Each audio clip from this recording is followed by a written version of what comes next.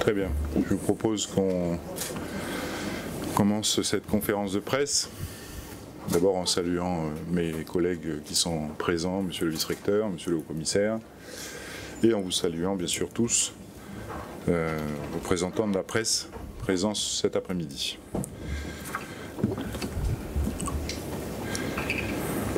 Mes chers concitoyens, gouverner, c'est prévoir. Mais vous le savez, il ne s'agit pas ici de prédire l'avenir. Il s'agit de se préparer au mieux à un avenir incertain. Face à l'incertitude du Covid-19, tous les gouvernements ont tenté de prendre les bonnes décisions au bon moment. La plupart se sont fait déborder par l'épidémie, peu ont su évaluer la menace et anticiper le danger. Aujourd'hui, le monde est confronté à une nouvelle maladie, un nouveau virus.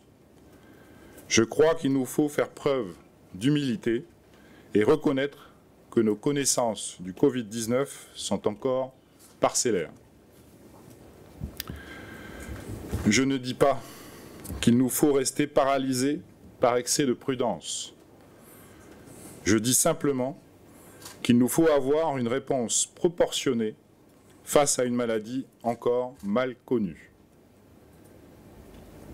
Chaque jour qui passe nous laisse penser que le virus ne circule pas au sein de la population calédonienne. Pour autant, je ne peux pas vous dire que cela restera vrai demain.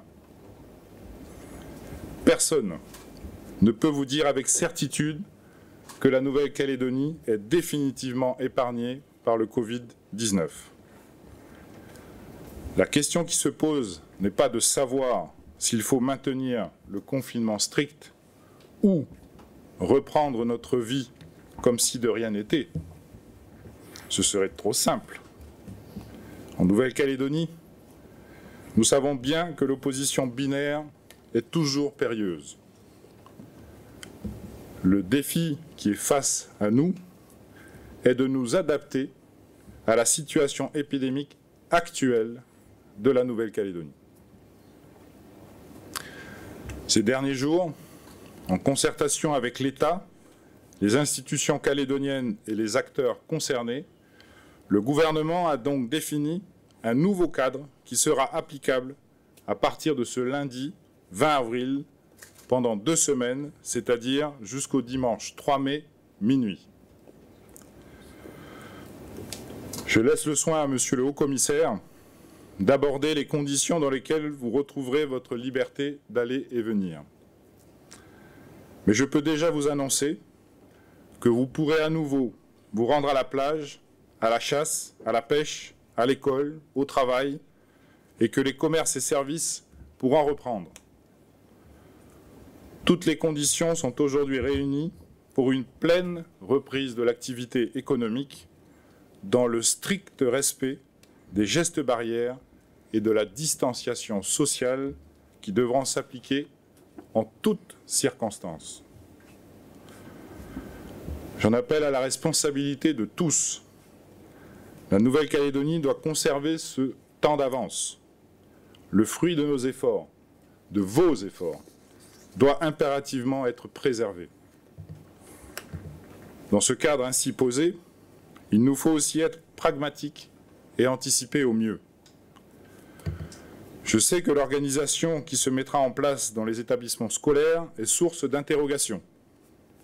La membre du gouvernement, Isabelle Chamorro, prendra le temps de la détailler dans un instant. Nous avons aussi pensé à ceux dont l'activité implique un contact physique direct, comme les coiffeurs, les masseurs ou encore certains professionnels de santé.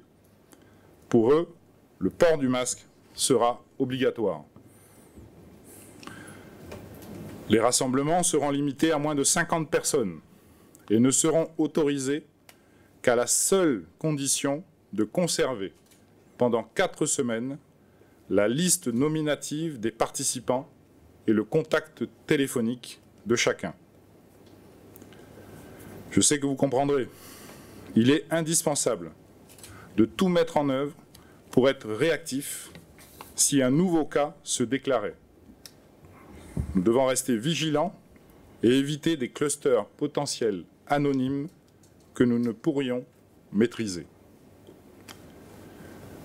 Vous le devinez, ces règles générales pourront difficilement être respectées dans les établissements de loisirs, y compris les bars, les nakamal, les discothèques ou encore les bingos, qui resteront donc fermés.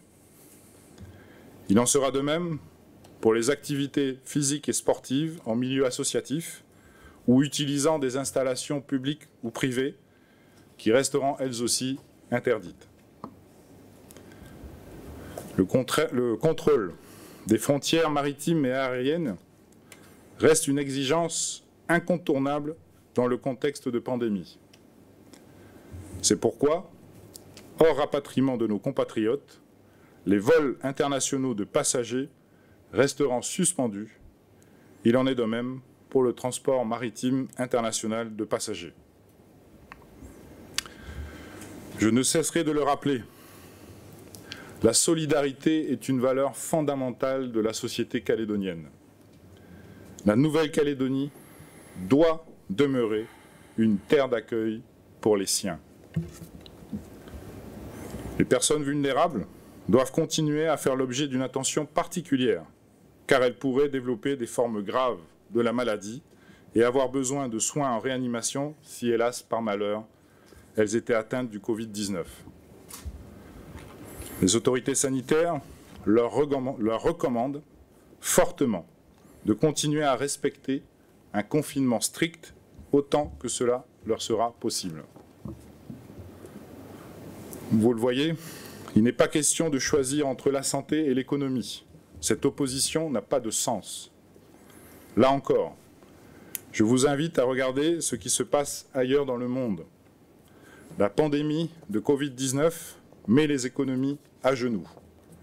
Nous le voyons tous, une situation sanitaire sous contrôle est une condition nécessaire au développement économique, même si ce n'est pas suffisant.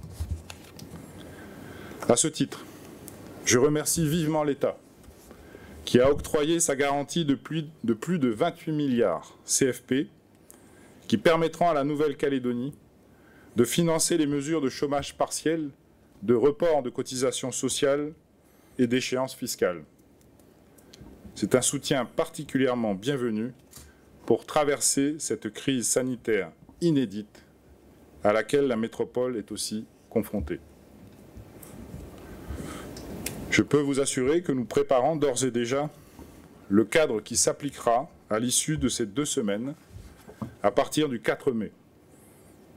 Là encore, les mesures seront adaptées à l'exigence de la situation épidémique.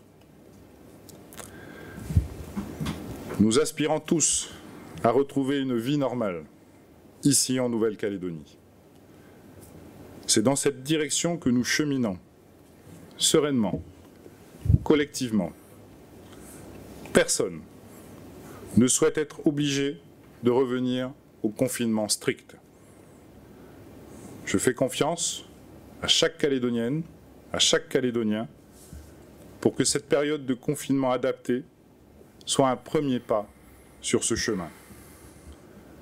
Prenez soin de vous, prenez soin de vos proches, prenez soin de nous tous. Je vous remercie. Chers concitoyens, après 4 semaines d'application d'une mesure de confinement général, et comme nous nous y étions engagés la semaine dernière, le président du gouvernement, Thierry Santa, et moi-même, voici le moment d'évoquer avec vous le cap des prochaines semaines et les modalités d'adaptation du confinement. Vous le savez, nous avons été amenés à prendre des mesures fortes et contraignantes, et en particulier celle d'un confinement strict et d'une réduction drastique des déplacements pendant ces dernières semaines, compte tenu de l'apparition des premiers cas de coronavirus en Nouvelle-Calédonie. Je suis bien conscient que ce confinement général a engendré une situation inédite et qui a demandé de nombreux efforts à chacune et à chacun. Je veux saluer ici l'esprit de civisme et de solidarité des Calédoniens qui a très massivement prévalu sur les intérêts particuliers. Je souligne la mobilisation extrêmement importante des forces de l'ordre qui ont effectué plus de 150 000 contrôles depuis la mise en place du confinement, 5 000 en moyenne par jour. Dans 98% des cas, les personnes contrôlées ont respecté la réglementation. Je remercie policiers et gendarmes pour leur implication dans le contrôle du respect des règles que nous avons édictées.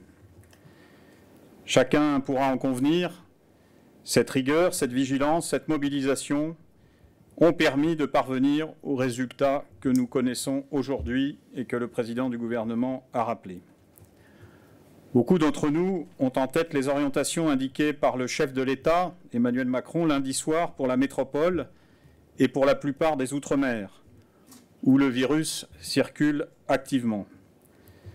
La situation que nous connaissons ici en Nouvelle-Calédonie n'est évidemment pas comparable avec celle de la métropole, voire avec celle que connaissent par exemple nos amis polynésiens, où de nouveaux cas ont été encore détectés récemment. En effet, avec 18 cas de coronavirus en Nouvelle-Calédonie, tous issus de personnes revenant sur le territoire, la plupart aujourd'hui guéris, et tant mieux, et surtout avec l'absence de nouveaux cas depuis maintenant presque 12 jours, nous pouvons raisonnablement, dès lundi prochain, engager une nouvelle étape préparatoire à un allègement encore plus important du confinement à compter du 4 mai prochain, si les conditions sanitaires actuelles se maintiennent. Ces conditions sanitaires, elles sont assises sur la campagne de tests très importante et très large qui a été conduite depuis plusieurs semaines sous l'égide des autorités sanitaires du pays. Et à titre d'exemple, on a pratiqué ici, en Nouvelle-Calédonie, 3 fois plus de tests que chez nos amis et, j'allais dire, voisins polynésiens. Alors naturellement, il nous appartient de définir la suite, de décider de nouvelles étapes tout en préservant notre population et d'éviter autant qu'il est possible tout risque de circulation future du coronavirus. Nous évoquions il y a une semaine la perspective d'une adaptation du confinement et c'est bien de cela qu'il s'agit pour la période de 15 jours qui débutera lundi. Le président du gouvernement vient de vous indiquer les orientations que ce dernier a prises en matière de santé, d'éducation ou encore d'activité économique et commerciale. Le principe majeur, vous l'avez compris, c'est d'éviter encore pendant les 2 semaines à venir de provoquer des rassemblements trop importants ou de pratiquer des activités où il ne sera pas possible d'assurer le respect de règles sanitaires et d'hygiène exigeantes. Pour ma part, je crois nécessaire, comme le président vient de le faire et de le dire, que les activités puissent reprendre progressivement et dans le respect des mesures finalement d'hygiène et de précaution qui sont pour certaines de bon sens. Bien sûr, on pense aux activités économiques et derrière ce terme, il y a de l'emploi, il y a des revenus pour de nombreux Calédoniens. C'est aussi l'école, les activités culturelles, sportives et cultuelles. Pour toutes ces activités, des adaptations vont être encore nécessaires pendant 15 jours et exigeront encore un esprit de responsabilité de la part de chacun. Et puis, sur le long terme, dans la durée, sans limitation de date, il faut intégrer à notre vie quotidienne des gestes d'hygiène indispensables et de bon sens que nous avions peut-être en partie perdus de vue.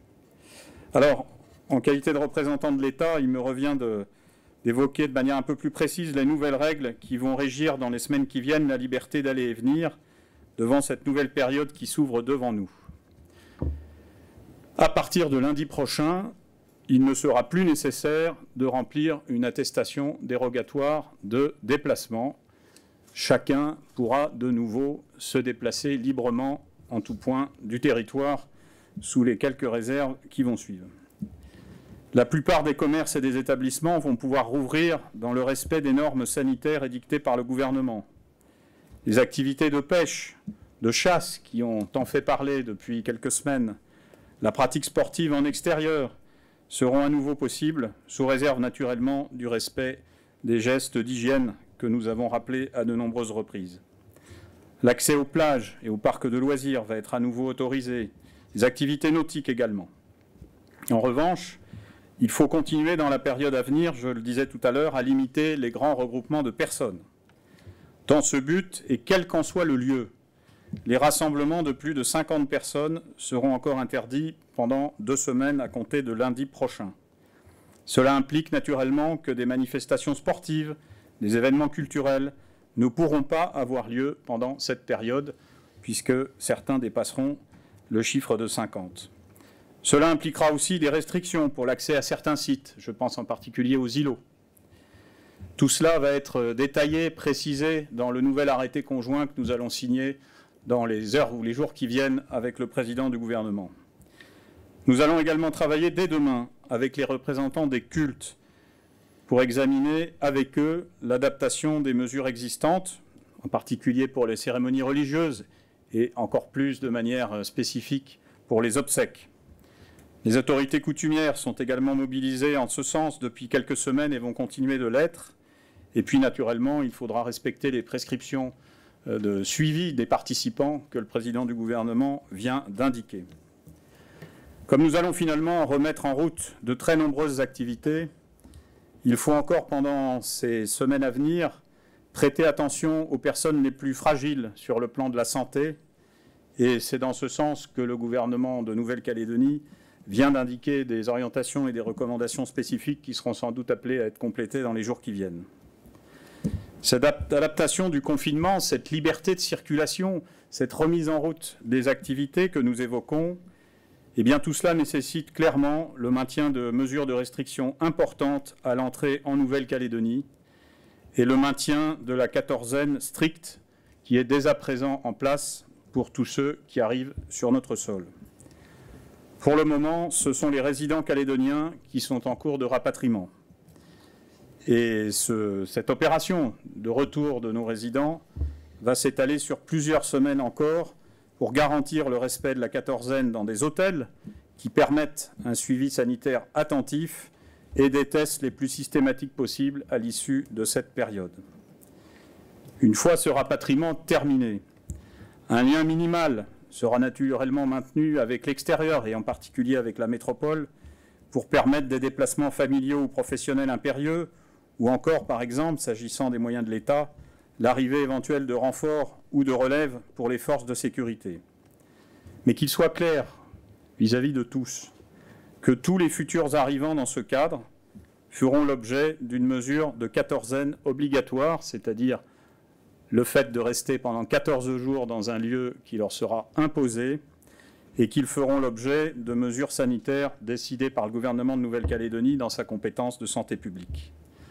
Cette mesure de quatorzaine, elle n'est pas limitée dans le temps, contrairement aux autres dont nous venons de parler.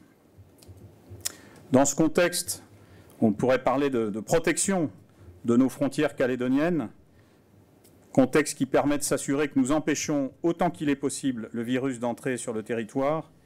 Je souhaite naturellement que les liaisons entre la Grande Terre et les îles puissent reprendre le plus rapidement possible afin de permettre à ceux qui y vivent de pouvoir rentrer chez eux et d'assurer naturellement les déplacements utiles à la vie des îles.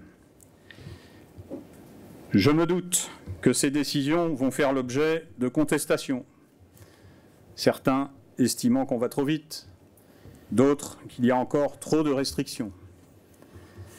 Ces décisions, nous les assumons, le président du gouvernement et moi-même, après les discussions que nous avons eues, souvent longues, avec les autres institutions de Nouvelle-Calédonie. Nous les assumons avec un esprit de responsabilité, en ayant en tête aussi, pour ceux qui exercent des fonctions de décision, nos familles et nos proches. Et nous le faisons avec le souci d'adapter le confinement en fonction de la réalité des chiffres et des données médicales et scientifiques. Nous assumons aussi le fait que ces mesures sont réversibles. Cela veut dire clairement que nous sommes susceptibles de revenir en arrière si, le cas échéant, il fallait le faire. Et nous le ferions avec le même souci de transparence et de responsabilité. Par ailleurs, dans cette période difficile, pour le monde bien sûr, pour la France, mais aussi pour la Nouvelle-Calédonie, il m'apparaît important de rappeler le soutien et l'appui de l'État pour faire face aux difficultés que rencontrent les acteurs économiques de Nouvelle-Calédonie et à travers eux, des milliers de familles concernées par le chômage partiel ou les difficultés de telle ou telle entreprise ou activité. À cet effet, je souhaite rappeler que la solidarité nationale s'exprime également au travers des mesures suivantes. D'abord, 2 aides qui sont directement applicables en Nouvelle-Calédonie. Vous les connaissez, il s'agit du Fonds de solidarité destiné aux très petites entreprises et aux entreprises individuelles qui sera opérationnel d'ici demain matin sur le site impôts.gouv.fr. Je voudrais rappeler la garantie de l'État accordée aux prêts des banques en direction des entreprises pour passer le cap de la crise. Le prêt garanti par l'État. Mardi, premier jour de la mise en œuvre du dispositif en Nouvelle-Calédonie, ce sont plus de 550 entreprises qui ont manifesté d'ores et déjà le premier jour leur intérêt pour ce mécanisme. Et par ailleurs, pour aider les collectivités de Nouvelle-Calédonie et également la CAFAT dans ce moment difficile, je rappelle que l'État a versé par anticipation 15 milliards de dotations qui étaient dues aux provinces et au gouvernement. Et comme le président du gouvernement vient de le rappeler, le Conseil des ministres à Paris a décidé hier mercredi d'autoriser le gouvernement à accorder la garantie de l'État jusqu'à 28,5 milliards de francs CFP pour un prêt qui sera consenti par l'AFD au gouvernement de Nouvelle-Calédonie pour financer de manière urgente les reports de charges et d'impôts, ainsi que la mesure de chômage partiel exceptionnelle mise en place pour faire face à la crise. Ce prêt, dont les conditions sont en cours de discussion entre le gouvernement de Calédonie, l'AFD et l'État, nous faisons en sorte qu'il soit effectif dès les premiers jours du mois prochain, et il sera sur une très longue durée, équivalente à 25 ans. Le Premier ministre a indiqué que cette mesure constituait une réponse immédiate à la demande d'appui formulée par la Nouvelle-Calédonie et qu'il n'excluait pas d'autres mesures à l'avenir. En conclusion, je voudrais rappeler 3 dates. Jusqu'à dimanche, c'est le maintien du confinement strict selon les règles que nous connaissons aujourd'hui. J'en appelle à la responsabilité de chacun encore pour quelques jours, y compris pour éviter tout problème d'ordre public. Je nous invite à rester collectivement exemplaires. Si la situation sanitaire se maintient sans changement, entre le 20 avril et le 3 mai, eh bien, nous adapterons le confinement selon les modalités que nous venons de préciser, le président Santa et moi-même. Et si aucun élément nouveau n'intervient, eh bien, à partir du 4 mai, nous pourrons franchir une étape supplémentaire dans l'adaptation des mesures, avec, malgré tout, 2 principes qui vont s'inscrire dans le temps et qu'il faut avoir à l'esprit. Je le rappelle, des gestes d'hygiène qu'il faut intégrer dans nos quotidiens dès maintenant et dans la durée. Quand on parle de se laver les mains, de ne pas éternuer ou tousser en direction de son voisin, on est dans des gestes d'hygiène de bon sens. Quelquefois, il faut les rappeler et il faudra les appliquer de manière systématique. Et puis, naturellement, des restrictions d'accès au territoire calédonien, tant que la situation ne sera pas stabilisée à l'extérieur ou que l'on n'aura pas de traitement ou de vaccin. Et puis, je voudrais terminer sur cette réalité. Cette crise aura démontré amplement que chacun d'entre nous, par son comportement, par son respect des règles, par sa vigilance, porte avec lui une part de la vie de notre société. Notre individualisme, pour certains, parfois nos égoïsmes, avaient pu le faire oublier. Nous voici rappelés collectivement et individuellement à la réalité. Merci à chacune et à chacun de continuer à faire vivre cet engagement collectif et solidaire. Merci.